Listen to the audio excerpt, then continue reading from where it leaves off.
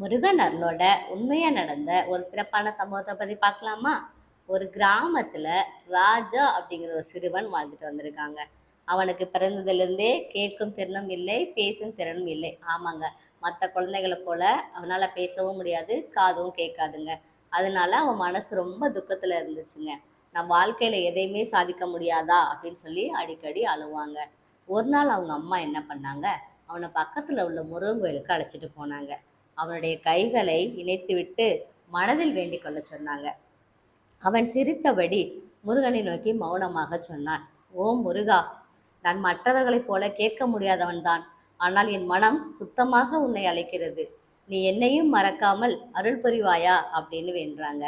அன்னைக்கு இரவே கனவுல முருகன் வராருங்க. அவர் என்ன அருளாக சொன்னார்னு பார்த்தீங்கன்னா, கேட்கும் திறன் இல்லை என்றாலும் உன் மனத்தில் தெய்வத்தின் ஓசை எப்போதும் ஒலிக்கிறது. அந்த சக்தி உன்னை உயர்த்தும். நான் உனக்கு துணை நிற்பேன் அப்படின்னு சொல்லி கேட்குதுங்க. அதுக்கு பிறகு ராஜாவுக்கு நிறைய தைரியம் வந்துருச்சுங்க. தனது படிப்புலையும் சிறு சிறு கைத்தொழிலையும் அவனது கவனத்தை செலுத்தினாங்க. சில ஆண்டுகளை நல்லா உழைக்க தொடங்கிட்டான். கொஞ்ச நாள் ஆச்சு. அவன் என்னன்னா பெரிய ஓவியர் ஆயிட்டாங்க. ஆமாங்க. அவனுடைய ஓவியங்களை அதை பார்த்து அந்த கிராமத்து மக்களே வியந்து போயிட்டாங்க. அவன் நன்றி கூறினான். என்னிடம் செவி இல்லை, ஆனால் என் இதயத்தில் முருகனின் அருள் ஒளி எப்போதும் கேட்கிறது. ஆமாங்க. மனிதனுக்கு ஒரு திறன் இல்லாதிருந்தாலும் முருகனை நம்பி முயற்சி செய்தால் அவருடைய அருள் அந்த குறையை வலிமையாக்கி வாழ்வை உயர்த்தும். ஓம் சரவண பவா.